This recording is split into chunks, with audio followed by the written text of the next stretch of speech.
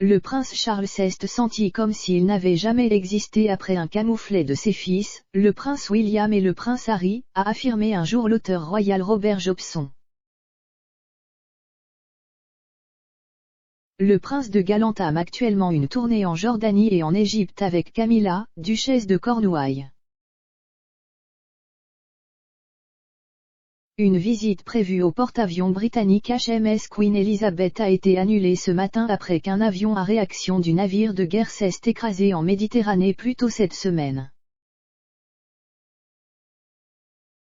Le voyage a inclus des visites de certains des sites les plus importants au monde sur le plan historique. Ils ont visité le Jourdain, où Jean-Baptiste a vécu et baptisé Jésus, ainsi que les grandes pyramides de Gizeh. Charles et Camilla rayonnaient alors qu'ils posaient pour une photo devant le grand sphinx de Gizeh, à la périphérie du Caire. De retour sur le sol britannique, Charles et son fils aîné, le prince William, poursuivront leur travail de préparation d'un nouvel avenir pour la monarchie, alors que la reine continue de prendre du recul. On pense que Charles entretient une relation étroite avec William de nos jours, malgré des débuts difficiles au départ, alimentés par la relation troublée que Charles avait avec la princesse Diana. Pendant ce temps, la relation du prince Harry avec son père a fait l'objet de nombreuses spéculations ces derniers mois, à la suite de l'interview des Sussex avec Oprah Winfrey. Harry a allégué que son père avait cessé de prendre ses appels après que lui et sa femme Meghan Markle eurent annoncé leur décision de « prendre du recul » par rapport à leur fonction royale supérieure. Harry a dit à Oprah « Je l'aimerai toujours, mais il y a beaucoup de mal qui s'est passé. » William et Harry se sont réunis pour le dévoilement de la statue de leur mère dans les jardins du palais de Kensington plus tôt cette année. Cependant, on ne sait pas encore quand Harry retrouvera son frère et son père en personne. La relation de Charles avec ses fils est devenue quelque peu glaciale en 2017 dans la préparation de la sortie du documentaire d'ITV Diana, Notre mère, sa vie et son héritage. William et Harry ont tous deux participé au documentaire, diffusé aux alentours du 20e anniversaire de la mort de Diana. Ils ont omis de mentionner leur père une fois. L'auteur royal Robert Jobson a écrit dans le Daily Mail en 2018, le prince, bien sûr, était pleinement conscient qu'il n'allait jamais gagner le combat interminable des relations publiques contre sa femme décédée désormais emblématique. Mais ce qui l'a bouleversé, c'est la décision de ses fils de l'effacer complètement de leur histoire.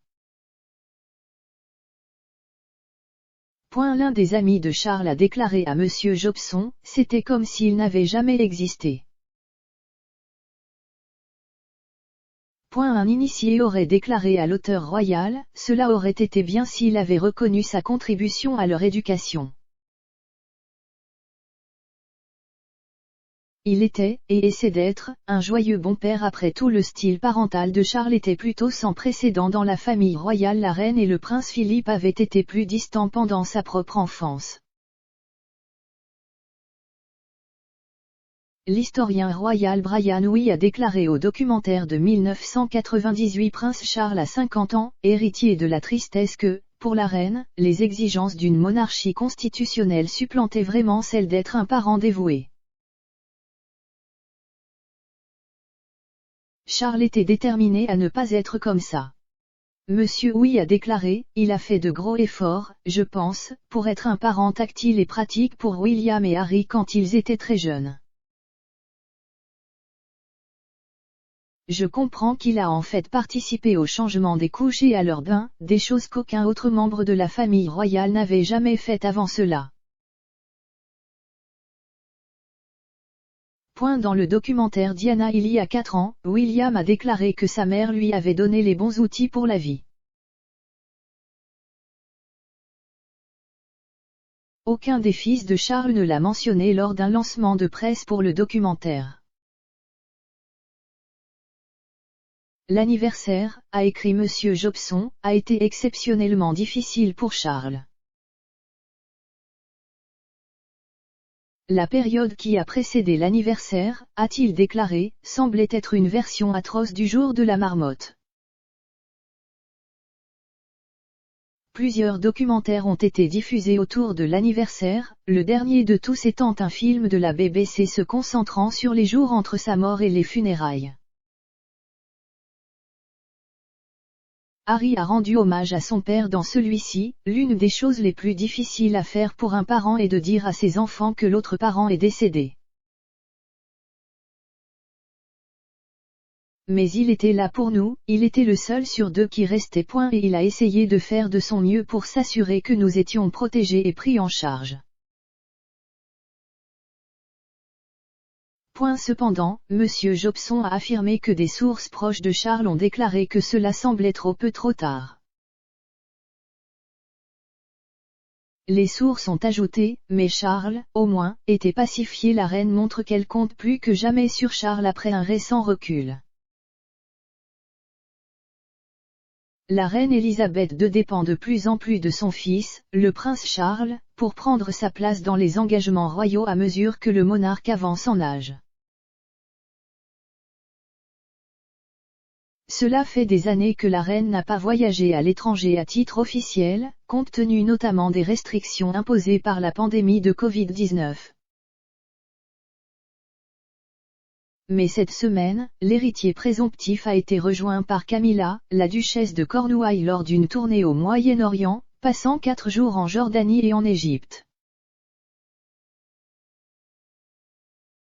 Faisant la promotion du voyage, le compte Twitter officiel de la famille royale a posté, cette semaine, le prince de Galles et la duchesse de Cornouailles se sont rendus en Jordanie et en Égypte pour leur tournée d'automne, rencontrant des communautés et visitant une gamme d'organisations locales et de sites culturels.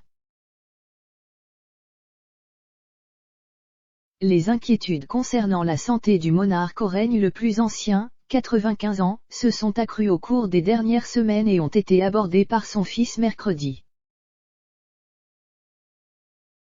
S'exprimant depuis la Jordanie, le prince Charles a déclaré que la reine allait bien, merci beaucoup. Il a déclaré au correspondant royal de Sky News, Rhiannon Mills, une fois que vous arrivez à 95, ce n'est plus aussi facile qu'avant. Le plus ancien héritier présomptif de l'histoire britannique s'est exclamé, c'est déjà assez mauvais à 73 ans. Sa Majesté a annulé des voyages dans diverses régions du Royaume-Uni le mois dernier, plus récemment en Écosse pour la conférence sur le changement climatique COP26. Un communiqué du palais de Buckingham a déclaré que la reine avait décidé à regret de ne pas assister au sommet.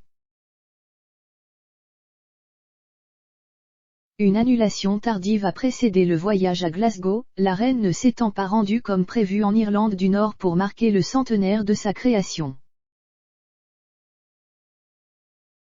Elle a accepté à contre-ségur l'avis d'un médecin de se reposer pendant les prochains jours, selon un communiqué du palais de Buckingham.